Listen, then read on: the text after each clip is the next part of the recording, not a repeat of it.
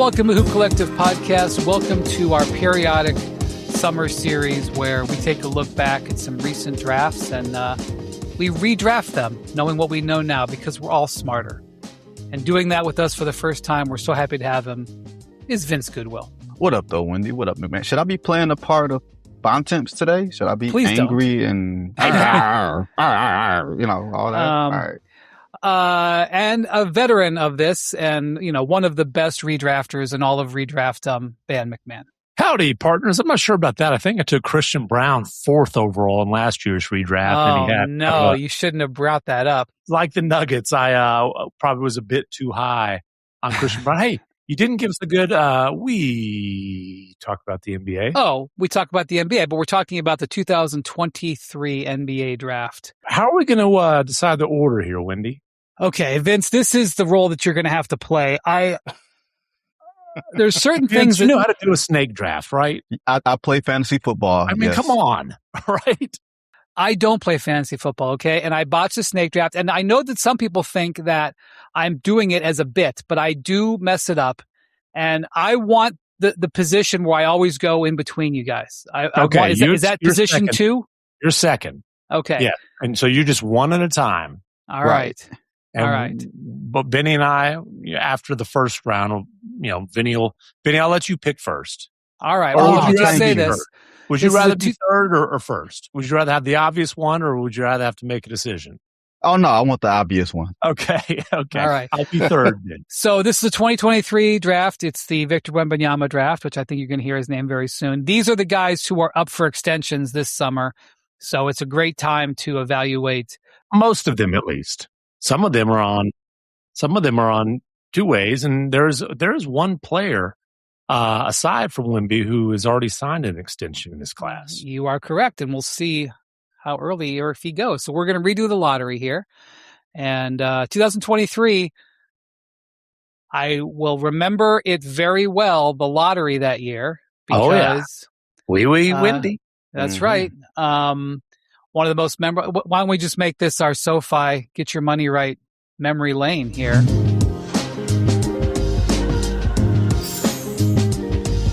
Hey, it's Wendy here. Are you looking to rebound from your high-interest credit card debt? A SoFi personal loan could help. Consolidate your debt with a SoFi personal loan into one low monthly payment, and you could save money on interest over time. And with as soon as the same day funding, you could hit the ground running ASAP. Apply today with no fees required at SoFi.com/debt-rebound. Loans originated by SoFi Bank. NA member FDIC. Terms and conditions apply. NMLS 696891. Fast funds terms apply at SoFi.com/debt-rebound. One of the great assignments of my career, Vince, to be sent to Paris for the lottery. And, Connor, what's the hockey player's name? Connor McDavid. I'm not allowed to talk about hockey. You're right. And by the way, I want to applaud you. You have stuck to that for years now. Why are you not allowed to talk about hockey? We don't allowed to talk about that either. Excuse me, sir. Not right now. Not now, Vince. Not now. Not while I'm on vacation. So one time when it was the Connor McDavid hockey lottery, I was in Toronto covering the playoffs, whatever year that was, 2017, 18, whatever it was. He was like the Victor Wembanyama of that year. He was from the greater Toronto area. I was in Toronto during the playoffs. It's hard to get playoff games in your hotel room in Toronto. So I walked down to this legendary sports bar in Toronto, Real Sports, right next to Jurassic Park. It's a great spot.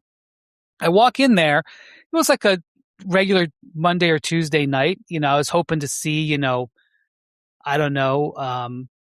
Whatever first round game. Yeah, like a Bucks 76ers, first round series or something like that. And the place was wall to wall people. And on every screen but one was the NHL draft lottery because the Maple Leafs were in it. I think they had the third or fourth best chance and they were trying to get Connor McDavid. Anyway, I'm watching the lottery. I'd never seen the NHL lottery before. And Connor McDavid is sitting down the street, I believe at the CBC, but whatever network had it, he's in the studio.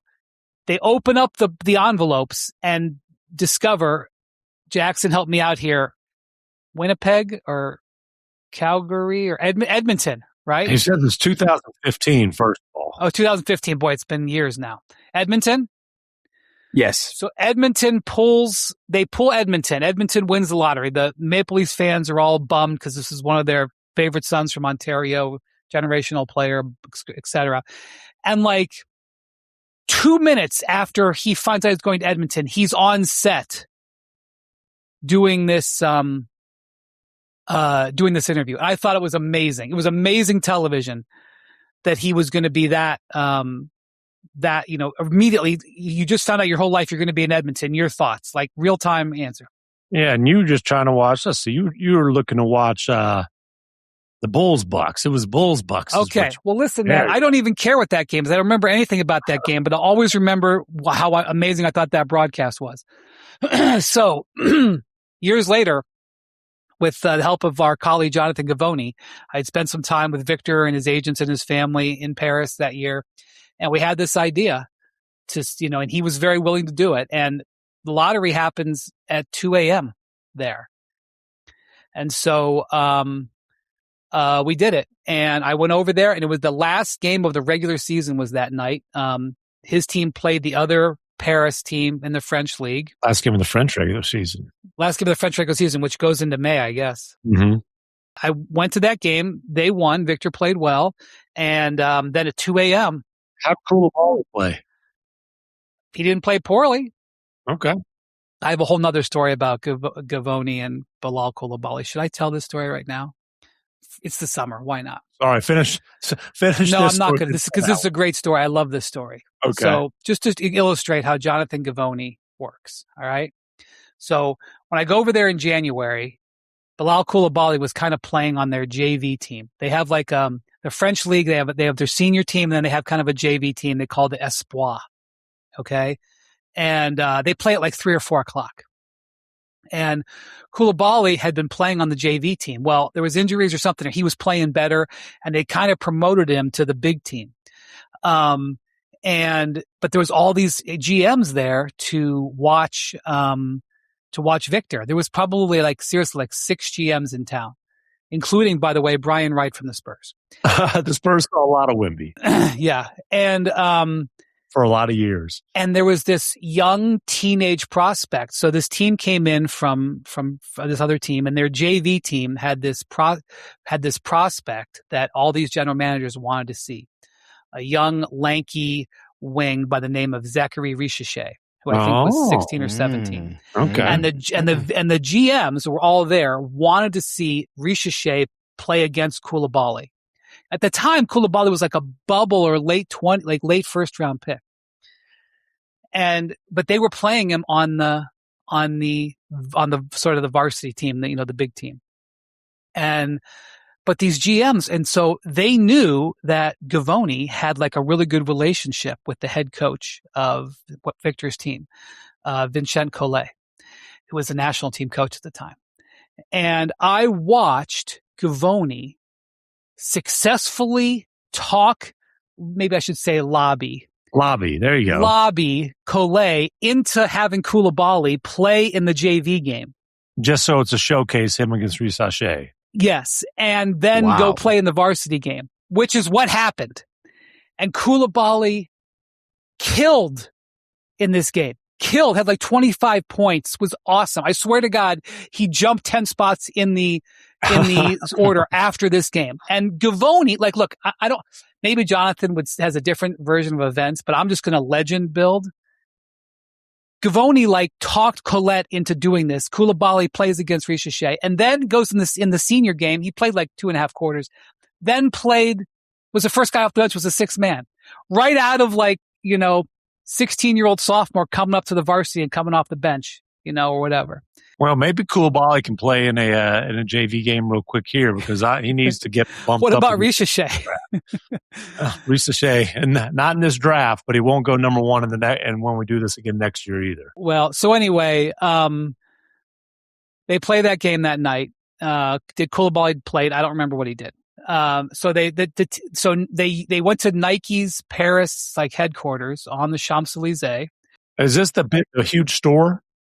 The store is there, but this is that's actual. They have offices there. With employees. Okay. It's not far from Boulevard MacMahon. Boulevard MacMahon is down the street. Avenue de MacMahon. Avenue Dave MacMahon. I'm so sorry. I didn't want to interrupt. Nothing says something French than a boulevard named or an avenue. Apparently, I've got like a great uncle who was a French war hero somehow. Yeah, Patrick. I'm sure he was related to you. Boy, Patrick MacMahon. What a he does. What a French name. Oh, exactly. Oh my God! Did he bring Jameson? Did he bring Jameson to France as well? By the way, my little nephew who's on this trip is his name is Jameson O'Connor. Again, doesn't sound French. All right. So anyway, at 2 a.m. we're in this place. There's like there's not that many people there. They kept it small. All of Victor's teammates are there. His family is there. Kylian Mbappe is there. He was playing for PSG at the time. You know what PSG is, Vince? Yeah. Paris Saint-Germain, who, currently the two-time Champions League winners. So he's there. Like, there's some French actor there. I don't know. Maybe he's a big deal, but I don't know. Gerard Depardieu. No, I'm just kidding. It was some young French actor. Would it be amazing if Gerard Depardieu showed up at Victor Wembanyama? Pepe Le Pew?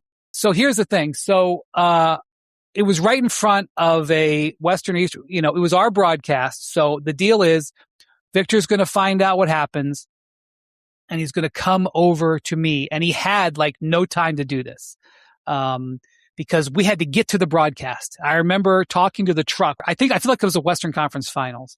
And they told me you have 90 seconds. And then they were like, you have 75 seconds.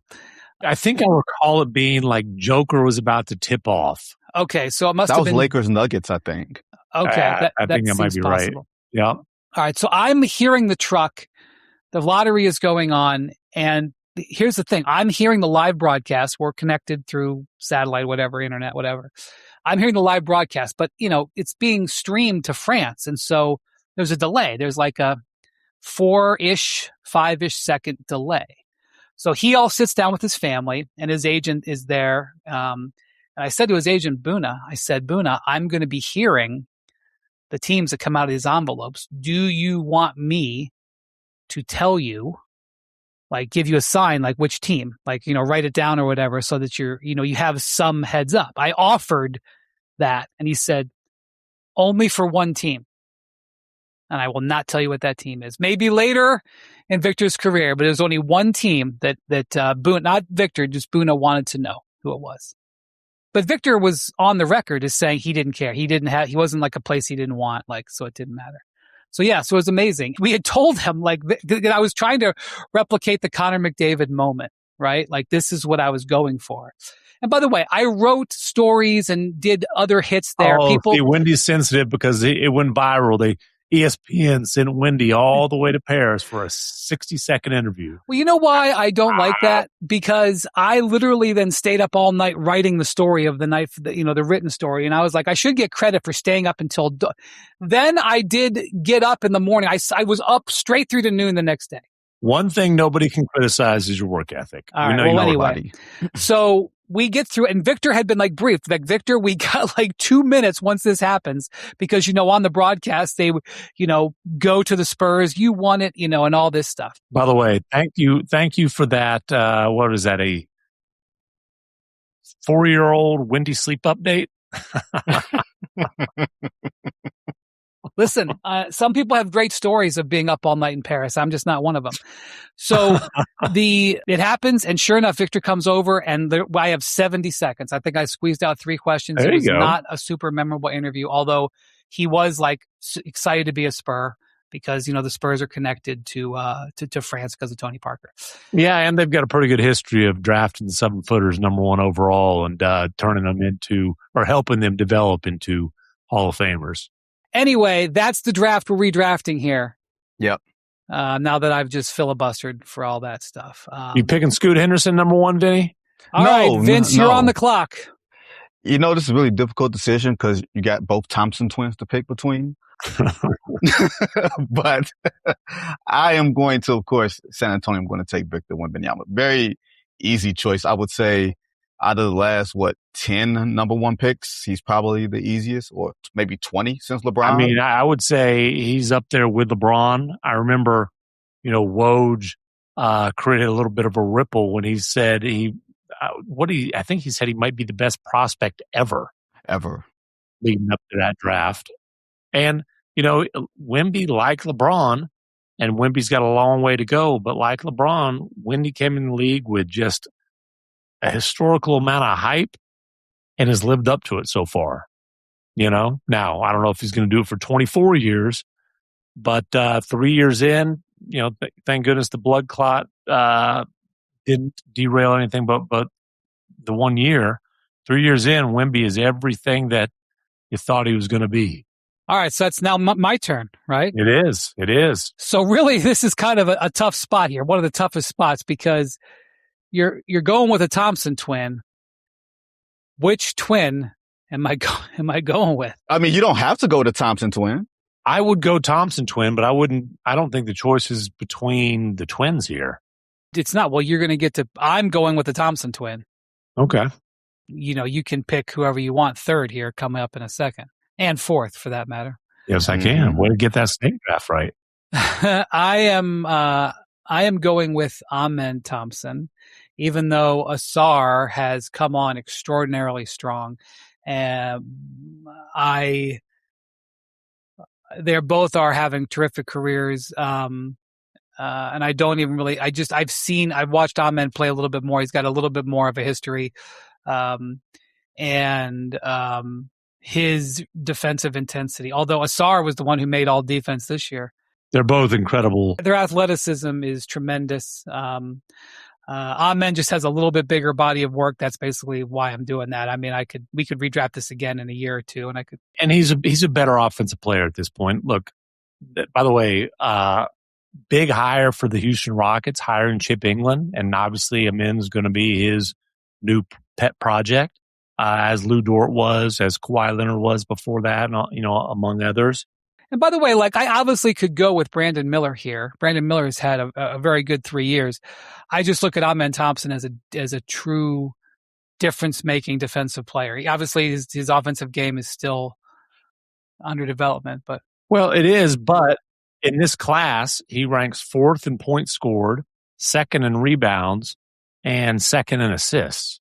He's a pretty good attacking off the dribble. And he's awesome in the dunker spot. Obviously, develop a jump shot, or they need to surround him with a bunch of elite shooting if he's going to be the primary ball handler. And, he had because of VanVleet's injury, he was kind of thrust into the primary initiator role last year. And it was, a learning experience. I wouldn't say he failed. If somebody who used to be on this podcast, who's known for having bad basketball takes, predicted that he'd be most improved player, MVP, and a lock for the Hall of Fame by the end of the year.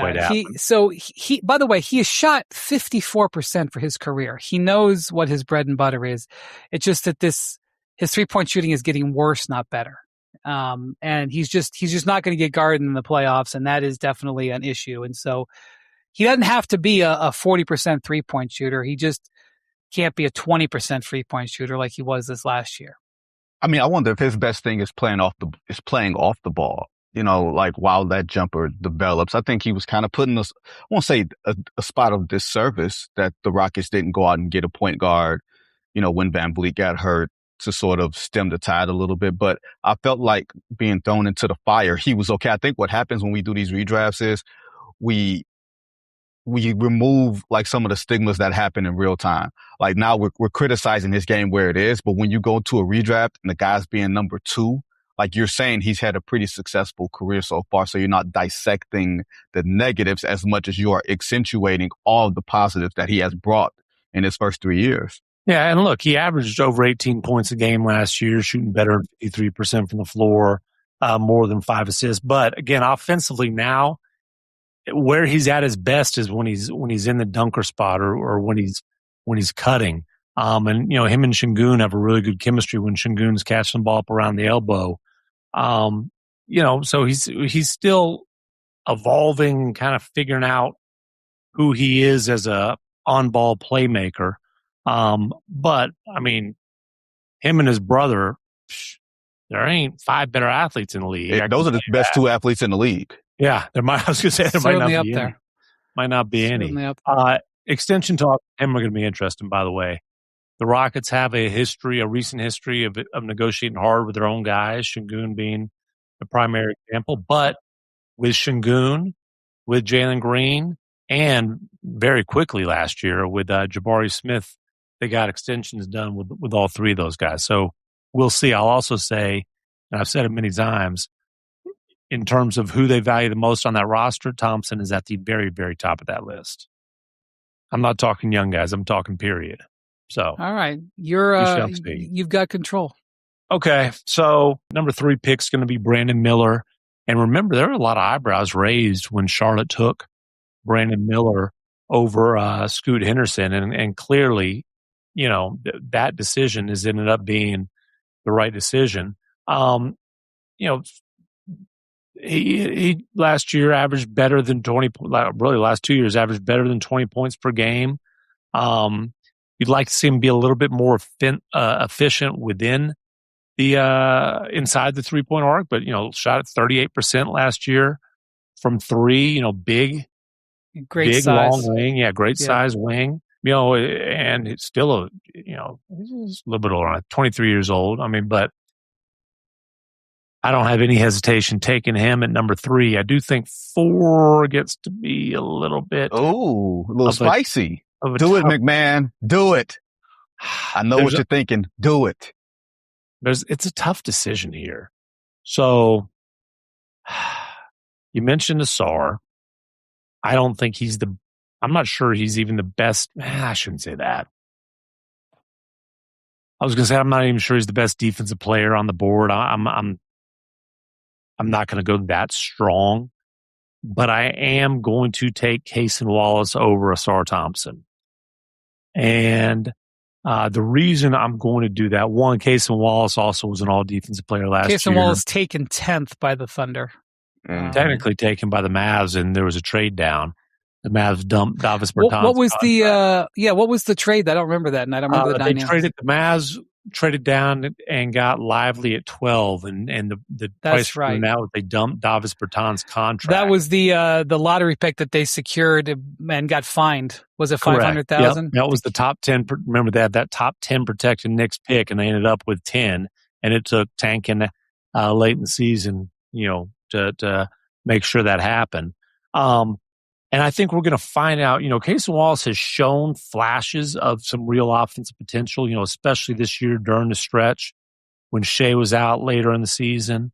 And then it was like Shea was out, AJ Mitchell was out, Jalen Williams was out. Now, unfortunately, wasn't able to replicate that in the conference finals when they really needed another playmaker to show up with Dub out and AJ Mitchell out. But I think we're going to, I think he starts this year. I'm not certain about that because AJ Mitchell could as well, but I think Cason starts. I think we're going to find out how much offensive juice he has, but more of a proven offensive commodity than Ausar Thompson, which is why I'm going with him here. And again, they're both awesome defenders. That makes my choice very easy. I thought it was my turn. It is. No. Oh, wait. It is. It is his turn. You're right. Neither one of you guys know how to do a snake draft. I do. I'm sorry. It screwed me up, MacMahon, that you picked twice in a row. My bad. I know how to do a snake draft. That's my fault. MacMahon, you got to hold all of us accountable here. Yeah. I'll keep. My bad. How many fantasy leagues will you be in this fall, MacMahon? So I only do 2. I don't like doing a bunch because then you're like have conflicts of interest. So I do one that's kind of a normal thing, but it's an auction league. And then I do one that's a weekly league, but like the points accumulate through the course of the season. So you're picking a new team off of a salary cap, picking a new team every week. Oh, that's a lot of work, man. Jeez. It ain't that much work. It takes me one dump to do it.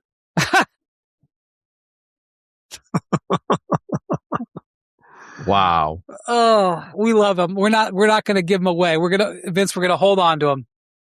Not while he's taking a dump. Metaphorically. Not while I'm picking my weekly team. The Ausar Thompson was the 4th overall pick or 5th overall, fifth overall pick to Detroit. Yeah, one behind his brother. I'll live with the Thompson twins. Made first team all defense this year, 3rd for defensive player of the year, was a driving force. The way that he competed against Jalen Brunson in the 2025 playoffs is, that's where Ausar really sort of put his foot, forward.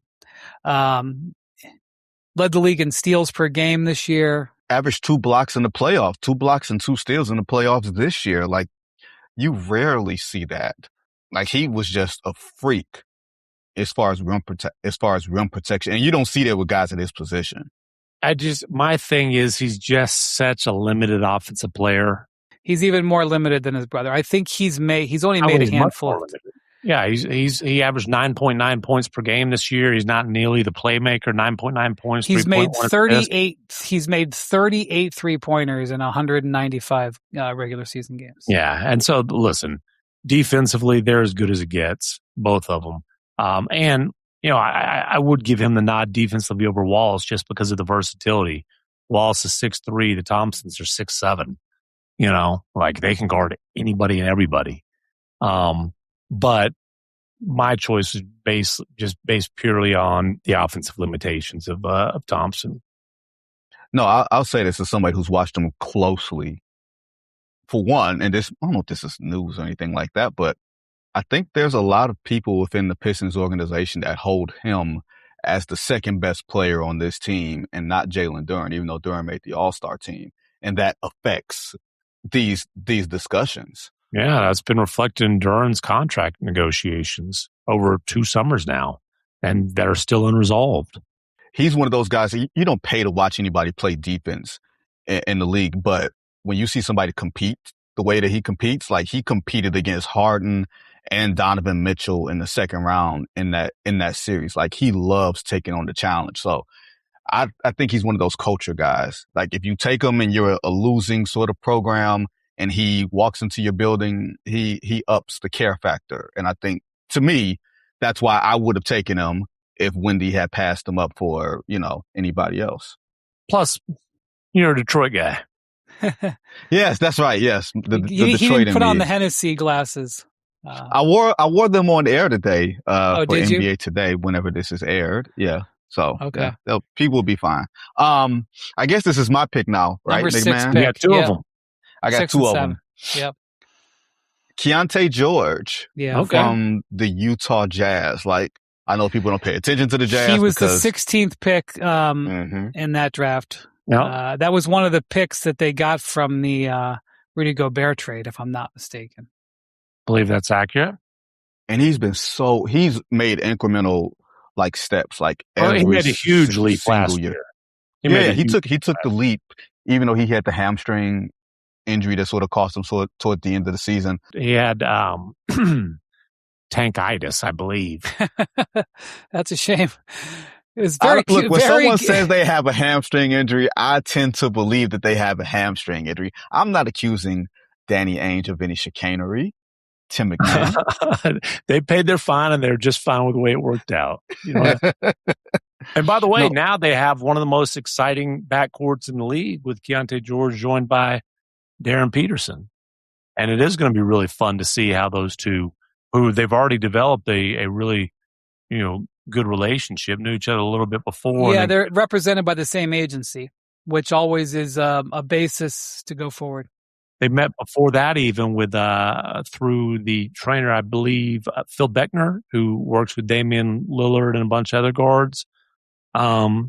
Met through him before that, and Keyonte made a point to be a constant presence around the summer league team. Didn't he want to be on the coaching staff, and the league said no? Yeah, which was whatever. That got a little messy. By the way, in this class, Keyonte ranks 2nd in points and 1st in assists for his career so far. No, I like him. I like him a lot. He made the huge, and he's got more efficient this year too. Like that was the thing that sort of got me. Like Utah's going to be a lot better as far as competitive because you ain't tanking, and you got some horses that can run. Even though they lost Walker Kessler to the Lakers, like Jaren Jackson and Larry Markkinen. Like they're going to be ready to actually compete in the West. I'm not saying playoffs or anything, but I'm fascinated about where they can go. Yeah, and for Keyonte, it's the first time in his career that he gets to be in a competitive situation. And look, he's gonna have to play better defensively, but offensively, if he can carry over what he did last year, then he's really good on that end of the floor. There was a time, and I said it here, that I didn't think an extension was going to get done, and then I was told when I was out in Salt Lake City, like, hey, there's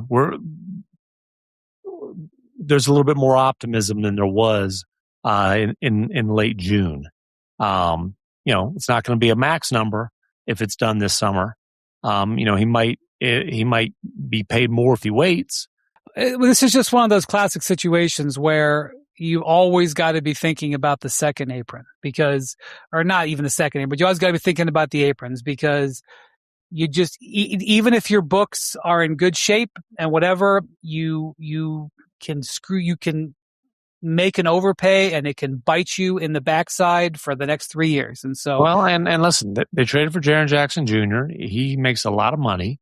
They maxed out Lauri Markkanen. Didn't trade him. Yeah, and so they've got a very expensive front court.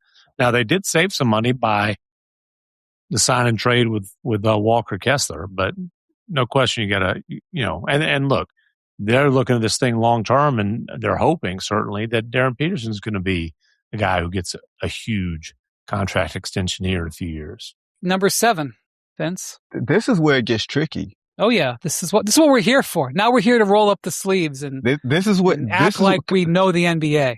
Draft Knicks, baby. This is where it gets tricky for me because I'm not operating with recency bias when I'm considering Dereck Lively II here. It's a tough one, but I still have in my head the way that he played when Dallas went to the NBA Finals, like the two-way force, the length, the athleticism, like the three-point shooting isn't quite there. It's basically, to me, between him, Jaime Jaquez, Toumani Camara, who's, a traditional 3-and-D guy. I mean, the three-point shooting isn't there in the sense of he's never made one in a regular season game. And he was always shooting, and the shot doesn't look bad. Like when you see him go through the process, the shot doesn't look bad. He just hasn't been put in a position to do it. I think I'm going to take Dereck Lively II. That's risky business. I know it is. This is the draft, baby. No biscuit, no biscuit. Great kid. Was a significant factor for a team that went to the finals as a rookie. The Mavericks diminished his value by trading the best pick and roll player in the league when he's a freaking awesome, lob threat for him.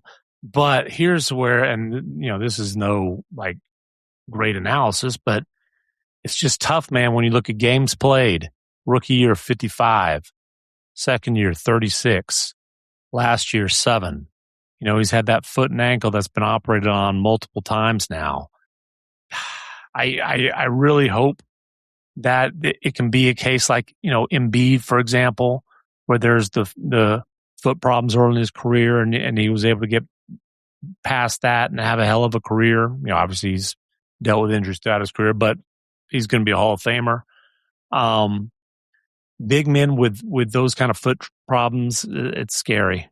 I'm not an orthopedic surgeon, but the fact that he had to go have this surgery done in England, which is not something you normally hear from athletes, is to go to England. I mean, that is an indication that this is what they're dealing with is more of a rare thing. But I will tell you, Vince, his impact when he is right is unquestionable. I mean, bouncy, big-time athlete, impact at both ends, very versatile. And he's a smart, he's the maturity, the on-floor maturity, playing that type of style in winning situations to me always sort of jumps out. It's easy to forget who he was playing against in those series, especially against the Minnesota Timberwolves when he was playing against, Towns and Gobert and what he was able to do as far as being that pick and roll partner. I'm hoping in this pick that the foot problems are behind him because I'm a huge believer in the upside. Sean Sweeney was his assistant coach that he worked with on a day-to-day basis when he was a rookie. And Sweeney obviously has gone on and was associate head coach for the Spurs, now head coach for the Magic. The guy doesn't just give flowery praise just to give it. That's true. Okay? Sweeney told me when Lively was a rookie that he thought Lively had potential to be a Joakim Noah type of defensive presence, but at 7'1" and bouncy. In other words, that type of cerebral, versatile, switchy, do everything type of big man defensive anchor. Yeah, well, Vince is still a believer there. All right, so I have the 8th pick here, correct? Yes. Yes, you do.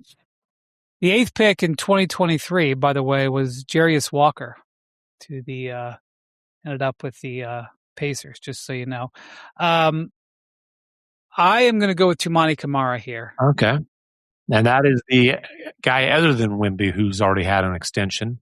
Matter of fact, his extension kicks in this year. Well, not even true, buddy. First off, there might be more extensions by the time, but Jordan Walsh got an extension in this draft. Oh, there you go. So not to what about? I don't mean to what about. No. I love you. I love you like a brother. Gosh, we missed that from Bond Temps. Yeah. So he was with the 52nd pick in the draft by the Suns, and was in the trade for he was in the DeAndre Ayton trade and the Dame trade. I'm sorry, in the Dame trade. Yeah, attached to DeAndre Ayton. Remember, that was a 3-way trade, and Ayton was going to Portland in that trade. Dame, Milwaukee, and other pieces involved, and they attached him to DeAndre Ayton.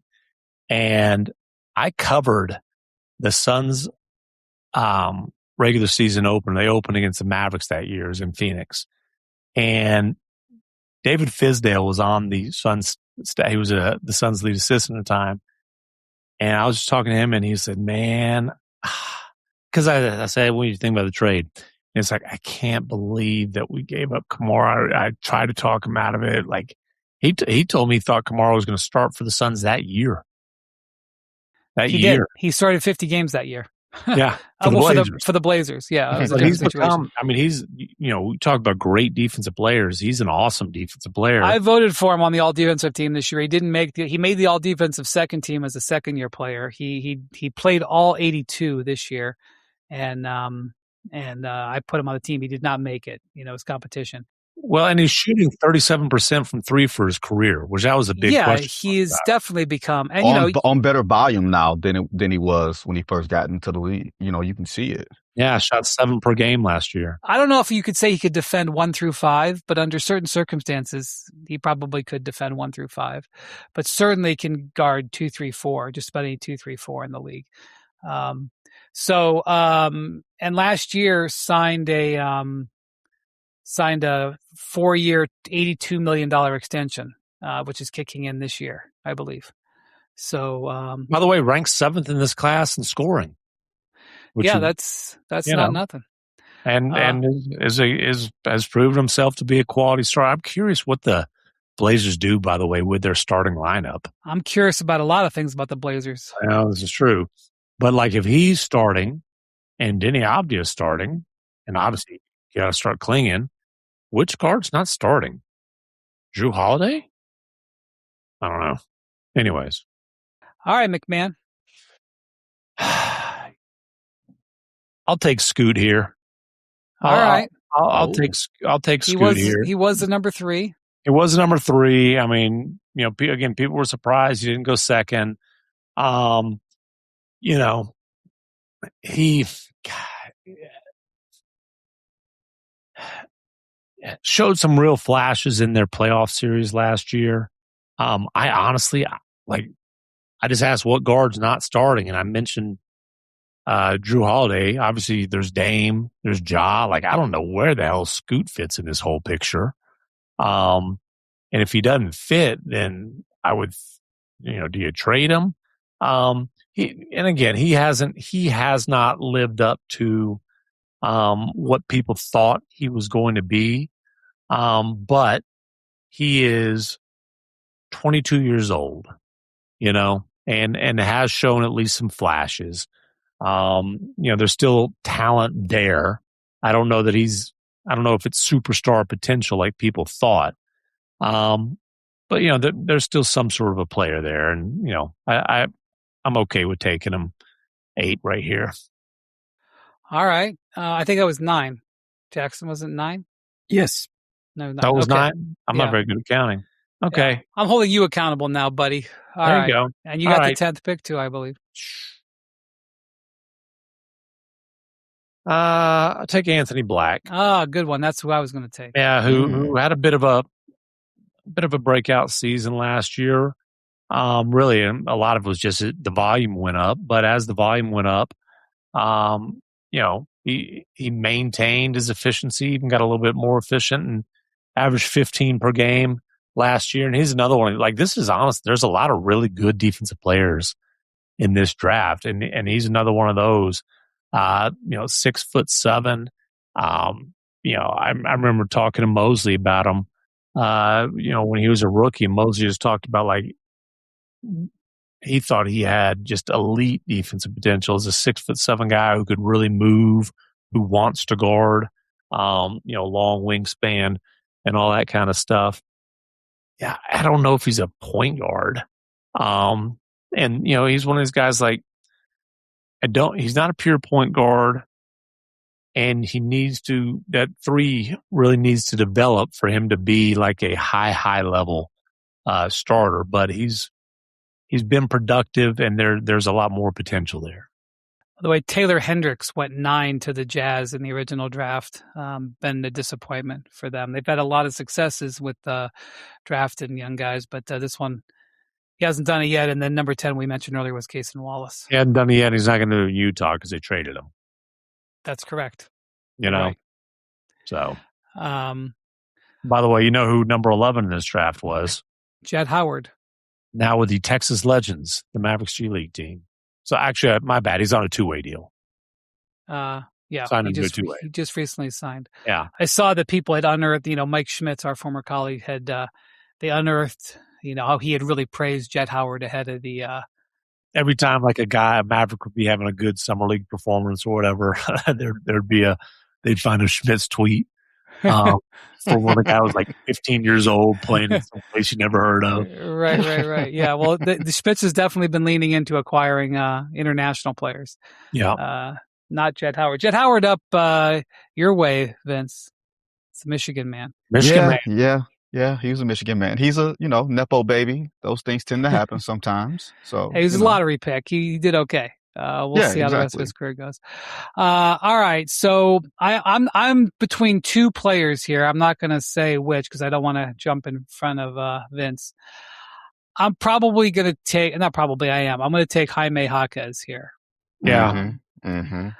Just hasn't shot the ball well, and it's kind of tough to take a 3-and-D guy with no 3, but he had a really good third year, was finished 4th in the Rookie of the Year. That for a time was like competing with Victor for Rookie of the Year.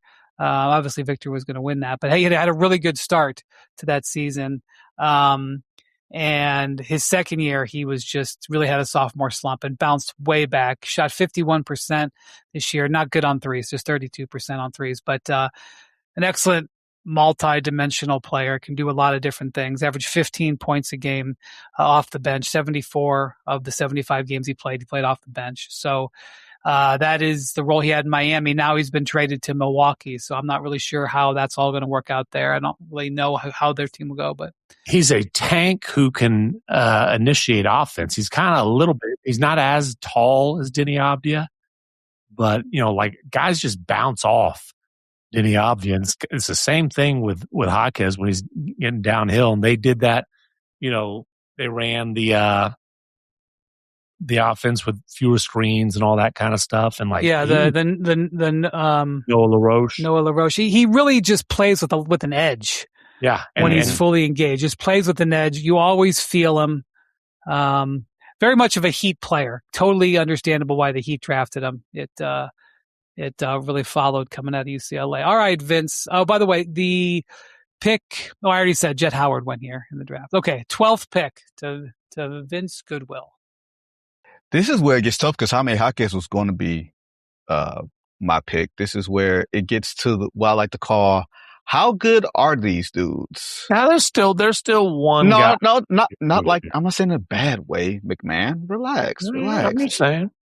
When I say how good are these dudes, I mean, when I say this guy, I'm going to say this guy strictly for the conversation that's going to ensue. Okay? We'll approve. I'm taking Pods. The answer is not as good as he thinks he is. That's exactly the point. The man who says, I'm going to be better than Steph Curry. Like, friend of the pod. We've had pods on the pod, you know? Oh, that makes sense. No, I do think that even if he's not as good as he thinks he is, even if he's not as good as Steve Kerr thinks he is, I still think that's a really good NBA player that if placed in the right role, you know, he does quote unquote all the quote unquote little things and everything else. He's like sometimes like a little gnat, and sometimes, and I'm saying the most positive way, but this is a guy that's been really productive since coming to the league, stepping in and playing in different positions. You wouldn't call him a natural point guard, at least I wouldn't, you know, but he's a basketball player. That's the way I'll give him. I don't think he's as great as maybe some of the pods thinks that he is, but I don't think that he's like the bane of everybody's existence either. You know, like Warriors Twitter, who somehow finds his way to the left side of my Twitter page, they hate that kid. And I'm like, he's a decent enough ball player. So, well, when he said some things that did not. Oh no, that's what I say. The stuff that he says is more than what he plays, more than how he plays. Yeah. So, but no, it's a quality spot. You know, so I mean, we'll see. The Warriors have an interesting set of circumstances here. They're always interesting. Nowadays we're always getting asked, is the championship window closed? I'm like, bros, they finished 10th, 8th, and 10th the last 3 years. The championship window has dust on it. Yeah, I mean, let's be honest. But here's the thing. I just want to point something out. Now, Steph can extend on or after August 29th. And he can get 2 years at 130-something million. And if he wants it, he's going to get it. Okay? And then, Marcus Thompson, our colleague, like he had this interview with him and he mulled whether or not Steph could delay signing that extension just to keep the pressure on the Warriors to keep improving. And I don't think the Warriors have been somewhat static the last, but not for lack of trying. It's not like they're sitting on their team. Jimmy Butler not that long ago. That's what I'm saying. And they tried to trade for a bunch of other guys. So a couple of things. First off, we talked about it earlier. Will Draymond Green get a no trade clause? My guess would be, maybe it's even done by the time this pod comes out. My guess would be no, because they don't want to set the standard they're going to give it. But Draymond's going to get a 1-year deal. Steph's on a 1-year deal right now. Podziemski is on a 1-year deal. He can get extended. And who am I forgetting? Jimmy Butler's on a 1-year deal. Butler, yeah. Butler. That's a lot of money. If the Warriors want, and frankly, they could make Steph a partner in this. They could say, Steph, hey, man, you can have the 130 whenever you want it. But what if we just chill on it and see what happens next summer? Because that is dumping 100-something million. That would be all-time record salary cap space. It would be something like around 100 million in cap space. Are there any big-time free agents available next summer? Well, I know that Jokic said he's going to be a Nugget for life, and I'm not going back on it. But, until he signs, he's going to be a free agent. And until he signs, there's going to be teams that are considering putting themselves in position to try to poach him. And again, maybe this will be done by the time this podcast happens. Karl Towns has not signed an extension yet. By the way, you know who else could be? Depending on LeBron James. Well, just because he says it's his final decision doesn't mean anything. We don't know if Kawhi Leonard is going to end up going to Toronto at this point. We don't know if he's going to land in Toronto. That is where true. He would sign an extension. We don't know what's happening with Kawhi right now. So I'm just saying, if Steph doesn't extend, I can already feel people being like, oh my God. And by the way, if he doesn't extend, I guess we got to treat it like Jokic. Like, yes, allegedly a Warrior for life, but until he signs, he hasn't signed. But like, I'm just, but getting back to the point here, considering that situation, if I'm the Warriors, I don't know if I'm holding off on a Pods extension, not as a referendum on Podziemski, but to leave my optionality open. Absolutely. Keep the powder dry. Look, if they've done all this stuff about planning for the future, for one, I don't think they're going to go and decide to go all in just on a whim. That would be silly for Joe Lacob to do at this point. If you're going to commit to it. But if I'm Steph, I want to see what these guys do. The question I have, though, is we talking all these hypotheticals about free agency. I don't think free agency exists anymore, guys. Like, I don't know what team is going. Right. I don't know what, but if you have space, and even if it's not straight free agency, if you have space, a team can say, or a guy can say, I want to be here. I want to be in a certain spot.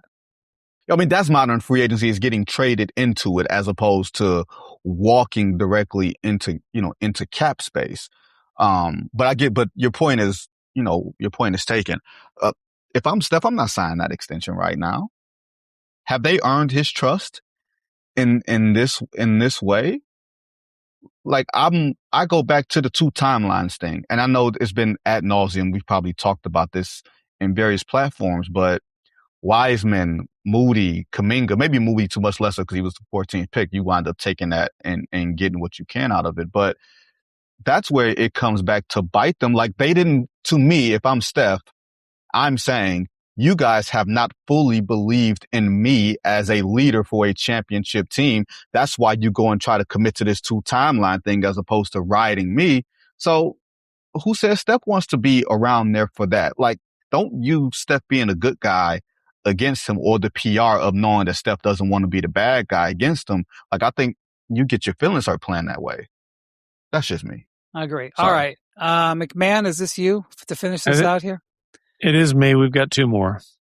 Correct? Yeah. So this is pick number 13. The 13th and 14th picks in the 2023 draft were Grady Dick out of Kansas, who went to Toronto and is now in limbo. I think will be a Clipper, but don't know. And Jordan Hawkins, picked by the Pelicans, is still with the Pelicans. Yep. I'm going to take Brice Sensabaugh here. Interesting. I like it. I kind of like it. That's a gutty move here late in the game. Well, he's proven he can score in the NBA.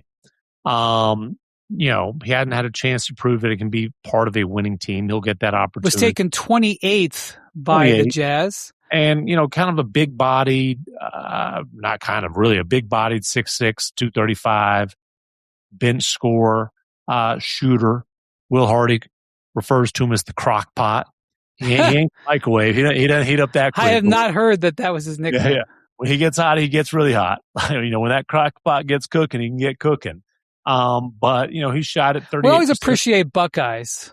We always appreciate it. No, we don't. 38% from 3 over the course of his career, averaged 15 a game last year. And again, you can kind of poo-poo average 15 a game for a team that wasn't trying to win. So, let's see what he's doing, what he does this year as the Jazz are trying to win. Yeah, this is the best compliment that you could give him. The Jazz had to start benching him in games because he was playing too well. There you go. He would all of a sudden go away in the third quarter because he was scoring too much down the stretch. Actually, I should get his post All-Star game splits here. I'm going to take a look. But he look, you got to be careful with late season stuff. But he was to me at least, he was a bit of a revelation. After the All-Star break, he played 22 games, 12 starts. Okay, played 27 minutes a game, averaged 21 points in that stretch, shooting 40% from 3.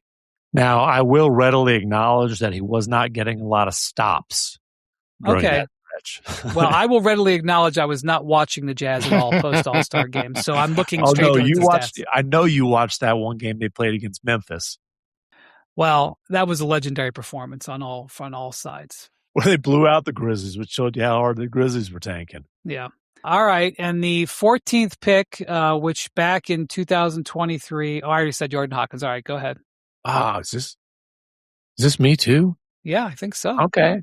We started it with a Metropolitans 92. Oh, all right. We'll end it with Bilal Coulibaly, who honestly, at this point, he still was picked 7th by the Wizards. There must have been a trade because the Pacers actually picked him. They swapped Jarius Walker and him. They swapped in the draft. He's still a concept of a player at this point in his career.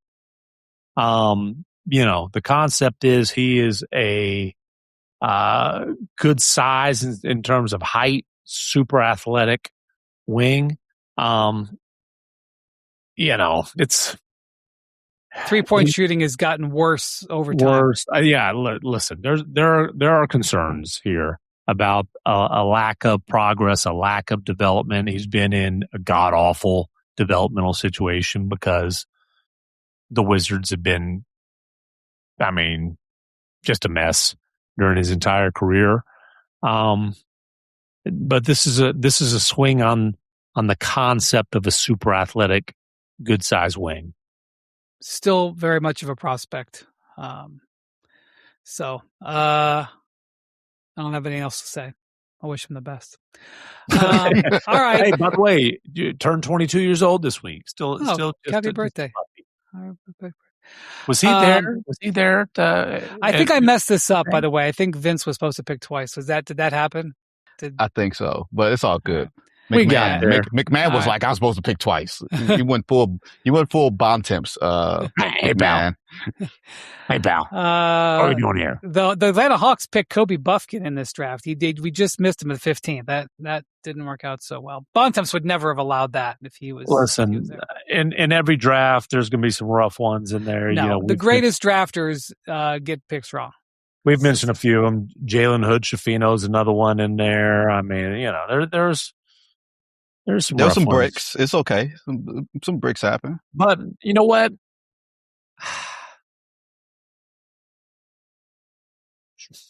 Jordan Walsh should have been my last pick there, but I'll stick. I'll stick with what I did. By the way, another player from this draft will be making his NBA debut. Will be an NBA rookie this year. Were you guys aware of that? I was not.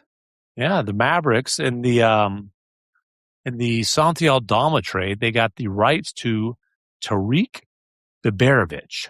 That's right. They another move by Schmitz to bring a international player. Schmitzy. Yeah, 6'7" shooter, who was a EuroLeague vet. He's 25 years old, so they're bringing him over. They signed him, and they're bringing him over. Maybe when we redraft this redraft. All right, this has been the 2023 redraft, and we're very happy that you enjoyed it on this fine August day. Thank you very much, all our producers, for putting it together. Thank you to Jackson. Thank you to Miles. Thank you to Tucker. Thank you to Mark. Thank you to Vince. Thank you to MacMahon. Thank you for listening and watching. The Hoop Collective will talk to you very soon. Adios, amigos.